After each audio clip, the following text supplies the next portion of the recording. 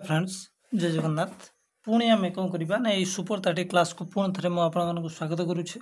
पुणी आज आम 30टी क्वेश्चन को आलोचना करवा। आम ये 30 क्वेश्चन को केवल आलोचना करवा। ठीक अच्छे तो देखो 61 नंबर क्वेश्चन 60 नंबर क्वेश्चन पाखु आम रखीदे जे आउ थे कहीदे हंटर साहेब ग्रंथ कौन थी ना आम जानी द लिटरेचर ऑफ ओडिशा एवं ए कौन होता ना जो विशिष्ट कवि मानकर सब ग्रंथर तालिका दि जाइए। ठीक अच्छे तो 61 नंबर क्वेश्चन को आलोचना करवा।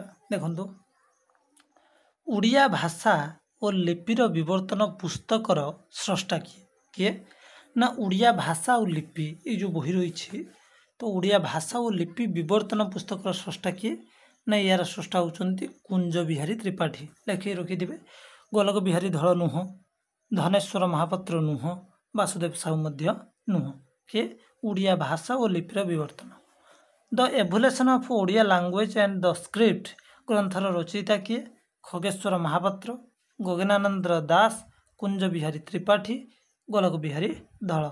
तो ये दी जन फ्लॉप एवं खगेश्वर महापात्र नुहे तो Kunja Bihari Tripathi right answer the evolution of Odia language and script. ठीक अच्छे तो देखो तापर क स्तंभ सहित ख स्तंभ को आम जोड़िया। 63 नंबर क्वेश्चन कौन कौन देखो आम जो देखा तो उड़िया भाषार ठीक अच्छे उड़िया भाषार गोटे अच्छे बही ताकू किए लिखिं ना उड़िया भाषा लिखिं किए पंडित विनायक मिश्र। ठीक अच्छे उड़िया भाषा उड़िया लिपि और भाषा उड़िया लिपि भाषा किए लिखिं ना एक लिखिं खगेश्वर महापात्र उड़िया लिपि भाषा। ओडिया भाषार रूपतत्व किए लिखिं ना एटा को लिखिं बेण माधव पाढ़ी। ठीक अच्छे बेण माधव पाढ़ी। भाषा विज्ञान और भाषा विज्ञानी किए लिखिं वासुदेव साहू। ओके ठीक अच्छे तापर आम जा के 63 64 नंबर क्वेश्चन को आम जा। 64 कौन कौन ना प्रकाश काल अनुसार क्रम निर्धारण कर। प्रकाश काल अनुसार अर्थात किए आगर किए पछर। ठीक अच्छे प्रथम आम जदि देखिए क्वेश्चन प्रथम क्वेश्चन हूँ किए ना प्रथम आमर देखिए मनीषर भाषा प्रथम तापर है किए ना ओडिया केबे। ठीक अच्छे तापर ध्वनि विज्ञान तापर है भाषा शास्त्र परिचय ये अनुसार ग्रंथ हो। ठीक अच्छे 65 नंबर क्वेश्चन को आम जा। 65 भाषा नंबर हूँ तो यहाँ जापारे कि नहीं प्रथम कौटा है मुझे कहीदे अगर आम ट्रिपल वाई की देखिए ट्रिपल वाई अर्थात यहीटा मनीषर भाषा तापर कौ ग्रंथ रचित है ना तापर उड़िया केबे तापर कौटा है ना आई ध्वनि विज्ञान तापर किए ना डबल आई भाषा शास्त्र परिचय। ठीक अच्छे जीवा 65 नंबर क्वेश्चन देखो ओडिया भाषार उपभाषा पुस्तक कहार रचना। आम जब बहीटा देखिए ओडिया भाषार उपभाषा ये जो बहीटी रही है हूँ सत्यनारायण राजगुरुंर बहुत बढ़िया सुंदर बहीटे मुझे पढ़ी ओडिया भाषार उपभाषा किए लिखिं ना सत्यनारायण राजगुरु। ठीक अच्छे तापर आम देखा journal of Asiatic society of Bengal पत्रिका किए language and literature of Odisha शीर्षक प्रबंध लिखिदे जो गोटे है कौन ना journal of Asiatic society of Bengal ये जो पत्रिका ये गोटे प्रबंध language and literature of Odisha ये प्रबंध किए लिखिदे ना यहाँ मनमोहन चक्रवर्ती लिखिदे ये प्रबंध। ठीक अच्छे language and literature of Odisha कौ पत्रिका ना journal of Asiatic society of Bengal. ठीक अच्छे तापर आम जा के ना 67 नंबर क्वेश्चन को कौन कौन ना 1900 ख्रीष्टाब्द फकीरमोहन सेनापति उत्कल भाषार भूत और भविष्यत जो प्रबंध एटा फकीरमोहन सेनापति गोटे प्रबंध तो क्यों पत्रिकार प्रकाशित होता ना सी क्यों पत्रिकार प्रबंधटी होता ना उत्कल साहित्य। ठीक अच्छे उत्कल भाषार भूत भविष्यत कौ पत्रिकार प्रकाश पाई ना उत्कल साहित्य पत्रिकार। ठीक अच्छे 1903 ख्रीष्टाब्द उत्कल साहित्य पत्रिकार कहार ओडिया भाषा वो प्राचीन ओडिया साहित्य प्रबंध प्रकाश पाई मधुसूदन दासकर गोटे प्रबंध अच्छी ओडिया भाषा वो प्राचीन ओडिया साहित्य ओडिया भाषा प्राचीन ओडिया साहित्य यहाँ किए लिखिते ना मधुसूदन दास। ठीक अच्छे कहार लिखित एक दीर्घ प्रबंध 1916 ख्रीष्टाब्द उत्कल साहित्यर इतिहास नाम एक पुस्तक प्रकाश पाई तो कौन ନା କାହାର ଲିଖିତ ଏକ ଦୀର୍ଘ ପ୍ରବନ୍ଧ ମାନେ ଗୋଟେ ବଡ଼ ପ୍ରବନ୍ଧ 1916 ଖ୍ରୀଷ୍ଟାବ୍ଦରେ ଉତ୍କଳ ସାହିତ୍ୟର ଇତିହାସ ନାମରେ ଏକ ପୁସ୍ତକ ପ୍ରକାଶ ପାଇଥିଲା। କାହାର ଲିଖିତ ଦୀର୍ଘ ପ୍ରବନ୍ଧ ଏଟା କାହାର ନା ତାରିଣୀ ଚରଣ ରଥ ସେ ଲେଖିଥିଲେ ଉତ୍କଳ ସାହିତ୍ୟର ଇତିହାସ ଗୋଟେ ବଡ଼ ପ୍ରବନ୍ଧ ଲେଖିଥିଲେ କିଏ ସେ ତାରିଣୀ ଚରଣ ରଥ ଉତ୍କଳ ସାହିତ୍ୟର ଇତିହାସ। ପ୍ରାଚୀନ ଉତ୍କଳ ଶିରୋନାମାରେ 1917 ଖ୍ରୀଷ୍ଟାବ୍ଦରେ ଜଗବନ୍ଧୁ ସିଂଙ୍କ ବହୁ ପ୍ରବନ୍ଧ କେଉଁ ପତ୍ରିକାରେ ପ୍ରକାଶ ପ୍ରାଚୀନ ଉତ୍କଳ ଠିକ୍ ଅଛି ଶିରୋନାମାରେ ତାଙ୍କର ଯେଉଁ 1917ରେ ଯେତେ ସବୁ ତାଙ୍କର କ'ଣ ହେଲା ପ୍ରବନ୍ଧ ପ୍ରକାଶ ପାଇଲା ଏଟା କେଉଁଥିରେ ନା ମୁକୁର ପତ୍ରିକାରେ କେଉଁ ପତ୍ରିକା ମୁକୁର ପତ୍ରିକାରେ ଠିକ୍ ଅଛି। ତାପରେ ଆମେ 71 ନମ୍ବରକୁ ଯିବା ଦେଖ ଜଗବନ୍ଧୁ ସିଂଙ୍କ ପ୍ରାଚୀନ ଉତ୍କଳ ଗ୍ରନ୍ଥଟି କେବେ ପ୍ରକାଶ ପାଇଲା ସେ ଗ୍ରନ୍ଥଟି କେବେ ପ୍ରକାଶିତ ହେଲା ନା 1929 ଖ୍ରୀଷ୍ଟାବ୍ଦରେ 1929। ଶ୍ୟାମସୁନ୍ଦର ରାଜଗୁରୁଙ୍କ ପ୍ରବନ୍ଧାବଳୀ ପୁସ୍ତକ କେବେ ପ୍ରକାଶିତ ହୋଇଥିଲା ଶ୍ୟାମସୁନ୍ଦର ରାଜଗୁରୁଙ୍କର ମଧ୍ୟ ଗୋଟେ ପ୍ରବନ୍ଧାବଳୀ ବୋଲିକି ପ୍ରବନ୍ଧାବଳୀ ଅଛି ଠିକ୍ ଅଛି କେବେ ପ୍ରକାଶିତ ହୋଇଥିଲା ନା 1917 ଖ୍ରୀଷ୍ଟାବ୍ଦରେ ଠିକ୍ ଅଛି। ତ 1917 ହେଲା 1929ରେ ଜଗବନ୍ଧୁ ସିଂଙ୍କ ପ୍ରାଚୀନ ଉତ୍କଳର ଗ୍ରନ୍ଥ ପ୍ରକାଶ ପାଇଲା ଶ୍ୟାମସୁନ୍ଦରଙ୍କର 1917ରେ। ଆଗକୁ ଯିବା ତାପରେ 73 ନମ୍ବର କ୍ୱେଶ୍ଚନ୍ ଟାଇପିକାଲ ସିଲେକ୍ସନ ଅଫ୍ ନା ଟାଇପିକାଲ ସିଲେକ୍ସନ ଫର୍ମ ଓଡ଼ିଆ ଲିଟରେଚର ପୁସ୍ତକଟି କାହାର ଏଇ ଯେଉଁ ପୁସ୍ତକଟି ଟାଇପିକାଲ ସିଲେକ୍ସନ ଫର୍ମ ଓଡ଼ିଆ ଲିଟରେଚର ଏଟା ହେଉଛି ବିଜୟ ଚନ୍ଦ୍ର ମଜୁମଦାରଙ୍କର ଠିକ୍ ଅଛି ମନମୋହନ ଚକ୍ରବର୍ତ୍ତୀ ନୁହଁ ଜନ୍ମବିସ ନୁହଁ ଠିକ୍ ଅଛି। ତ ପଣ୍ଡିତ ବିନାୟକ ମିଶ୍ରଙ୍କ ଓଡ଼ିଆ ସାହିତ୍ୟର ଇତିହାସ ପୁସ୍ତକ ପ୍ରଥମେ କେବେ ପ୍ରକାଶ ପାଇଥିଲା 1928 ମସିହାରେ ଠିକ୍ ଅଛି ପଣ୍ଡିତ ବିନାୟକ ମିଶ୍ର 1928 ମସିହାରେ ପ୍ରକାଶ କଲେ।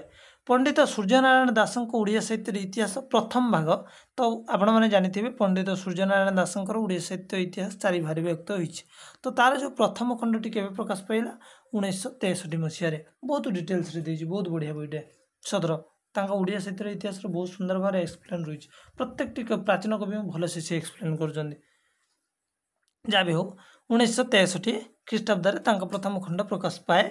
ତାପରେ 1947 ଖ୍ରୀଷ୍ଟାବ୍ଦରେ ଡକ୍ଟର ହରେକୃଷ୍ଣ ମହତାବ କେଉଁ ଗ୍ରନ୍ଥ ପ୍ରକାଶିତ ହୋଇଥିଲା କେଉଁଟା ନା ଓଡ଼ିଶାର ଇତିହାସ ହରେକୃଷ୍ଣ ମହାଦେବଙ୍କର ଓଡ଼ିଶାର ଇତିହାସ ପ୍ରକାଶିତ ହୋଇଥିଲା କେବେ ନା ଆମର 1947ରେ ଠିକ୍ ଅଛି।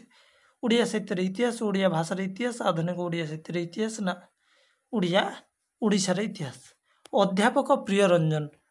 ଅଧ୍ୟାପକ ପ୍ରିୟରଞ୍ଜନ ସେନଙ୍କ ପ୍ରଣୀତ ମଡର୍ଣ୍ଣ ଓଡ଼ିଆ ଲିଟରେଚର ଗ୍ରନ୍ଥ କେବେ ପ୍ରକାଶ ପାଇଲା କିଏ ପ୍ରିୟରଞ୍ଜନ ସେନ କେବେ ଏଟା ପ୍ରକାଶ ପାଇଲା 1947 ସେଇ ବର୍ଷ ଯେବେ ହରେକୃଷ୍ଣ ମହାଦେବଙ୍କର ଓଡ଼ିଶାର ଇତିହାସ ପ୍ରକାଶ ପାଇଲା। ତାପରେ ଆମେ ଦେଖିବା ପଣ୍ଡିତ ନୀଳକଣ୍ଠ ଦାସଙ୍କ ଓଡ଼ିଆ ସାହିତ୍ୟର କ୍ରମ ପରିଣାମ କେଉଁଟା ପଣ୍ଡିତ ନୀଳକଣ୍ଠ ଦାସଙ୍କର ଗୋଟେ ଯେଉଁ ଅଛି ଆପଣମାନେ ଜାଣିଥିବେ ସମାଲୋଚନା ପୁସ୍ତକ ତାକୁ କହିବା ଓଡ଼ିଆ ସାହିତ୍ୟର କ୍ରମ ପରିଣାମ କେବେ ପ୍ରକାଶିତ ହେଲା ନା 1950 ଠିକ୍ ଅଛି କେବେ 1950 ମାନେ 47 ମାନେ 3 ବର୍ଷ ପରେ। ତାପରେ ଆମେ ଯିବା 79 ନମ୍ବର କ୍ୱେଶ୍ଚନକୁ 79 ନମ୍ବର କ୍ୱେଶ୍ଚନ ଆମକୁ କ'ଣ କହୁଛି ନା 1953 ଖ୍ରୀଷ୍ଟାବ୍ଦରେ ଓଡ଼ିଆ ଲିଟରେଚର ନାମକ ପୁସ୍ତକ କାହା ଦ୍ୱାରା ଓଡ଼ିଆ ଲିଟରେଚର ଏଇ ଯେଉଁ ପୁସ୍ତକଟି କିଏ ଲେଖିଥିଲେ ନା ଜାନକ ବଲ୍ଲଭ ମହାନ୍ତି ଲେଖିଥିଲେ ଠିକ୍ ଅଛି କିଏ ଜାନକୀ ବଲ୍ଲଭ ମହାନ୍ତି। ଓଡ଼ିଆ ଏଇଟା ଆମେ ଜାଣିଛନ୍ତି ଗୋଟେ ଆମେ ଦେଖିଲେ କ'ଣ ନା ଓଡ଼ିଆ ସାହିତ୍ୟର କ୍ରମ ପରିଣାମ ମନମୋହନ ଚକ୍ରବର୍ତ୍ତୀ ନୁହନ୍ତି ବିଜୟ ଚନ୍ଦ୍ର ମଜୁମଦାର ମଧ୍ୟ ନୁହନ୍ତି। ବିଜୟ ଚନ୍ଦ୍ର ମଜୁମଦାରଙ୍କ ପୁସ୍ତକ ଆପଣମାନେ ଏଇଠି ଦେଖିପାରିଲେ ଯେ ଟାଇପିକାଲ ସିଲେକ୍ସନ ଫର୍ମ ଓଡ଼ିଆ ଲିଟରେଚର ଠିକ୍ ଅଛି ଯାହା ବି ହଉ ଆଗକୁ ଯିବା 80 ନମ୍ବର କ୍ୱେଶ୍ଚନ କ'ଣ ନା 1962 ଖ୍ରୀଷ୍ଟାବ୍ଦରେ ହିଷ୍ଟ୍ରି ଅଫ୍ ଓଡ଼ିଆ ଲିଟରେଚର ନାମକ ଇଂରାଜୀ ପୁସ୍ତକ କାହାର ପ୍ରକାଶିତ କିଏ ଲେଖିଥିଲେ ମାୟାଧର ମାନସିଂହ ଆପଣ ଜାଣିଥିବେ ଇଂଲିଶର ଯଦି କିଏ ଲେଖିଥିଲେ ସେ ହେଲା Mayadhar Mansingh history of Odia literature ଠିକ୍ ଅଛି। ତ କ ସ୍ତମ୍ଭ ସହିତ ପୁଣି ଆମେ ଖ ସ୍ତମ୍ଭକୁ ଯୋଡ଼ିବା କ'ଣ ଏଥିରେ ରହିଛି ନା ପ୍ରଥମେ ଦେଖିନେବା ଓଡ଼ିଆ ସାହିତ୍ୟର ଆଦି ପର୍ବ ଠିକ୍ ଅଛି ଏହା କେବେ ହେଉଛି ପ୍ରକାଶିତ ପାଇଥିଲା ଆମେ ଯଦି ଦେଖିବା 1963 ଓଡ଼ିଆ ସାହିତ୍ୟର ଆଦି ପର୍ବକୁ କିଏ ରଚନା କଲେ ଓଡ଼ିଆ ସାହିତ୍ୟର ଆଦି ପର୍ବ ଯେଉଁଟା ସେଟା କେବେ ପ୍ରକାଶିତ ହେଲା ନା 1963। ତାପରେ ଓଡ଼ିଆ ସାହିତ୍ୟର ମଧ୍ୟ ପର୍ବ ଉତ୍ତର ମଧ୍ୟ ପର୍ବ ଠିକ୍ ଅଛି ଏଟା କେବେ ପ୍ରକାଶିତ ପାଇଲା ନା ଏଟା ଆମର 1988 ଖ୍ରୀଷ୍ଟାବ୍ଦରେ ଠିକ୍ ଅଛି। ଓଡ଼ିଆ ସାହିତ୍ୟର କ୍ରମ ବିକାଶ ଓଡ଼ିଆ ସାହିତ୍ୟର ଯେଉଁ ବହିଟି ଏଟା କେବେ ପ୍ରକାଶିତ ପାଇଲା ନା ଏଟା ଆମର 1978ରେ। ଓଡ଼ିଆ ସାହିତ୍ୟର ମଧ୍ୟ ପର୍ବ 1967 ଠିକ୍ ଅଛି ठीक अच्छे 1967 ओके तापर आम जा नेक्स्ट क्वेश्चन को 82 ठीक अच्छे ओ देखो सॉरी 82 नंबर क्वेश्चन को आम जा ओके नटवर जो डॉक्टर नटवर सामंतरायकर ओडिया साहित्यर इतिहास 1803 रु 1920 गोटे बही अच्छे नटवर सामंतरायकर तो सेटा केबे प्रकाश लाभ करथिला ना 1964 ख्रीष्टाब्द मन रखिथे केबे 1964 एगुड़ा आपण नोट करिया बाध्य लेखिया बाध्य केबे ना नटवर सामंतरायकर ओडिया साहित्य इतिहास 1803 रु 1920 बहुत बढ़िया एक्सप्लेन रही सेटा केबे प्रकाश होता ना 1964 ठीक अच्छे तापर 1968 ख्रीष्टाब्द आधुनिक ओडिया साहित्यर इतिहास ग्रंथ क्या द्वारा लिखा जाता पंडित विनायक मिश्र केबे ना 1968 मसीह ठीक अच्छे 1968 मसीह ठीक अच्छे किए लिखिते ना पंडित विनायक मिश्र बहीर ना कौन थी ना आधुनिक ओडिया साहित्यर इतिहास ओके तापर आम जा 84 नंबर क्वेश्चन ठीक अच्छे 84 नंबर क्वेश्चन कौन कौन ना डॉक्टर वृंदावन चंद्र आचार्य ओडिया साहित्यर संक्षिप्त परिचय वृंदावन चंद्र केबे प्रकाशित पाइथिला ना 1975 ख्रीष्टाब्द ठीक अच्छे 1975 पंडित सूर्यनारायण दास को ओडिया साहित्यर इतिहास ग्रंथ केते भारी विभक्त आपण मानक फास्ट कही 4 भारी विभक्त सूर्यनारायण दास ओडिया साहित्यर इतिहास तापर 86 नंबर क्वेश्चन कौच ओडिया साहित्यर इतिहास ग्रंथ केंद्र साहित्य एकाडेमी पुरस्कार लाभ करथिला केबे कार माने कहार ओडिया साहित्यर इतिहास सूर्यनारायण दासंकर 4 खंड विभक्त बहुत डिटेल्स देइथिला ठीक अच्छे डॉक्टर बंशीधर महांती ओडिया साहित्यर इतिहास प्रथम भाग केते मसीह ना 1970 मसीह प्रकाशित है ए हिस्ट्री ऑफ ओडिया लिटरेचर इंग्राजी ग्रंथ कुंज बिहारी त्रिपाठी केबे प्रकाशित होता देख गोटे हिस्ट्री ऑफ ओडिया लिटरेचर अच्छी कार ना आमर मायाधर मानसिंह पुणी कुंज बिहार त्रिपाठी एंकर केबे प्रकाशित होता ना 1972 ख्रीष्टाब्द यहाँ मन रखिथ केबे प्रकाशित होता 1972 अध्यापक पठाणी पट्टनायक ओडिया साहित्यर इतिहास केबे रचित होता पठाणी पट्टनायक जो रही कौन ओडिया साहित्यर इतिहास केबे प्रकाशित है ना केबे रचित है ना 1978 ठीक अच्छे से भाव में 1981 ख्रीष्टाब्द ओडिया साहित्यर सांस्कृतिक विकास धारा क्यों लेखक प्रकाशित होता चित्तरंजन दास से बहुत सांस्कृतिक लोक से लिखला ओडिया साहित्यर सांस्कृतिक विकास धारा क्यों लेखक यहाँ प्रकाशित है ना चित्तरंजन दास 30 क्वेश्चन आम आलोचना करदे लबे तो पुणी परवर्ती क्लास पुणी 30 आम आलोचना करवा ये भाव में 30 आलोचना कर सुपर 30 ठीक अच्छे बहुत बहुत धन्यवाद आपण मानक पुणी थे मुझे नेक्स्ट क्लास देखा करी एवं ये 30 क्वेश्चन को आलोचना करवा ठीक अच्छे प्रत्येक दिन आम 30 लाखा क्वेश्चन आलोचना हम जो मैंने देखी ना आसिक जॉइन करूँ देखूँ ठीक अच्छे बहुत बहुत धन्यवाद फ्रेंड्स।